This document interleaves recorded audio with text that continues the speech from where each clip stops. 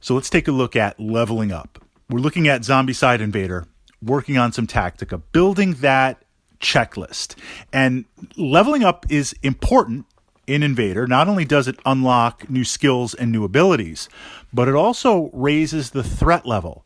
The spawn level, essentially you're spawning more Xenos, you're spawning more aliens, but being a co-op game, this is where things are a little bit different compared to kind of a straight up adventure type game or character development type game.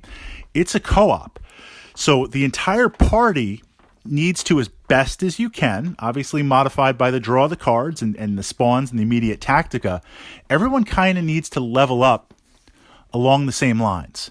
If one character jumps too early into that next level, they're going to gain the skill, they're going to gain the unlock, but now those aliens are spawning at a bigger rate, a more furious rate, and the rest of the party might be left behind. And one player loses, the game is over. So independent of individual characters, and we're going to jump into the characters because those actors are very interesting in the game, and the different combinations with the spawn points and the missions means massive replayability and massive potential Tactica.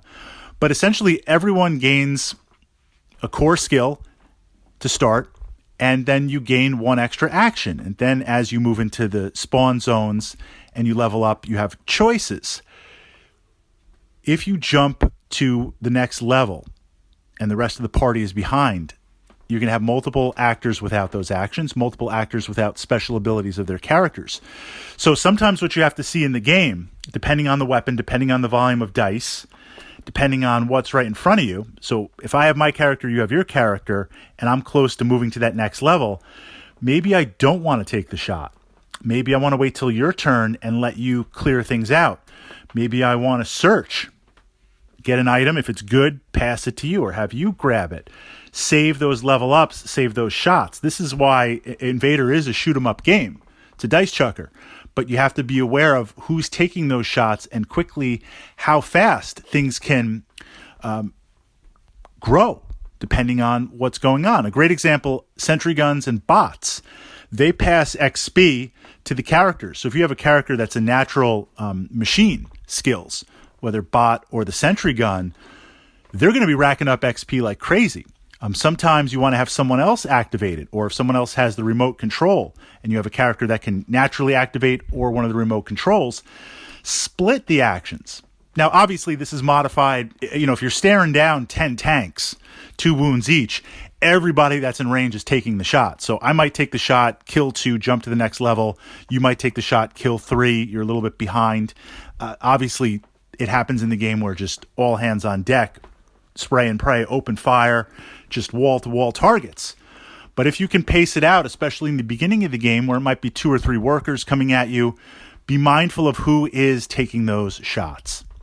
This then moves into the experience deck where you search and you draw items. At first glance, some of those items seem kind of ho-hum, right? Obviously, I want like the guns, I want the chainsaw, I want the cutters. But when you get something like the MRE, gives you 3 experience points. Kind of the old food and apples back from Black Plague, that concept. A lot of players will burn it right away because it's like getting 3 kills. I'm going to burn it. And I don't want to take up a slot. I burn it, I get that XP. It's better to hold it.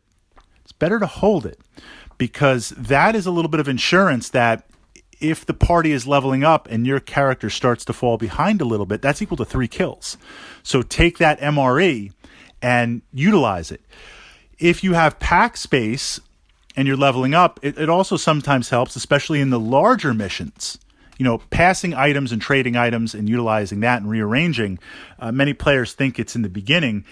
It also can happen at the end. If I have a couple of MREs, because I'm going through that search deck, being able to burn them later on, especially as we get into the bigger levels to push me forward and gain some XP, that's helpful. But we're trying to match it as best we can. And it's never going to match 100%, but matching it so that the party is leveling up. So if looking at the party, whatever level they're at, threat level currently, 3 or 4 actors are at that level.